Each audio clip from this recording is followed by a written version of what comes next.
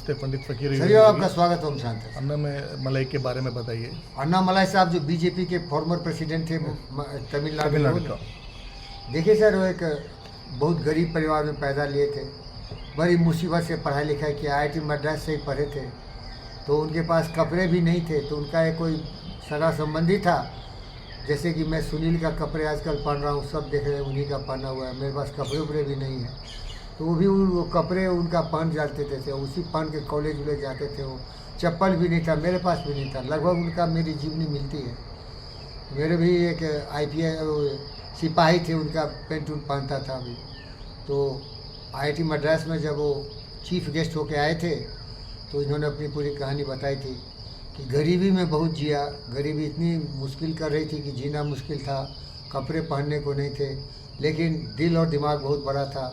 हमेशा अपने आप में विश्वास करता था और मेहनत करता था, क्षेत्र पर ज़्यादा ध्यान देता था, हमेशा सत्य न्याय प्रेम शांति अहिंसा करुणा दया प्रेम के प्रभाव में बढ़ता था, कभी किसी के सामने घुटने टेकना नहीं सीखा।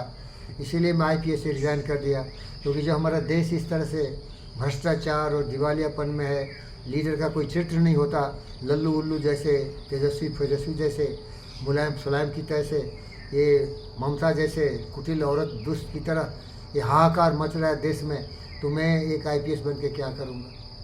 इसीलिए मैं रिज़ाइन कर दिया और बीजेपी ज्वाइन किया कि ये बीजेपी जो पार्टी है वो बिल्कुल RSS के विचारों से चलती है और RSS ही दुनिया में चरित्र का निर्माण करती है। अगर कोई पार्टी है और कोई संस्थान है जो सचमुच मनुष्य को भगवान बनाता है तो RSS है। वो कभी भी गलत नहीं बोलता। सनातन धर्म जो है, वसुधैव कुटुम्बकम आत्मा सर्वतो सर्वतो सुखिनः। जब पूरी पृथ्वी अपना परिवार है तो ओवैसी भाई क्यों नहीं हमारे, पुतिन हमारे क्यों नहीं है, जेलेंस्की हमारे क्यों नहीं है। तो ये विराट जो हमारा सभ्यता संस्कृति है, इसके साथ सबों की कल्याण के लिए मैं रिजाइन कर दिया और मैं अभी बीजेपी के लिए सेवा कर रहा हूँ, क्योंकि ये चरित्र की बात करता है, ये त्याग की बात करता है। और कोई भी साला नालायक बीजेपी में जाके भी उसके सिद्धांतों से हट के स्वार्थ की राजनीति करता हो, उससे मुझे कोई संबंध नहीं। मैं उस विचारों पर काम करता हूँ, लोगों के लिए जीना, लोगों के लिए मरना, उनकी भलाई भी मेरी ज़िंदगी है। देखिए, ये है हमारे अन्नामलई साहब। Thank you.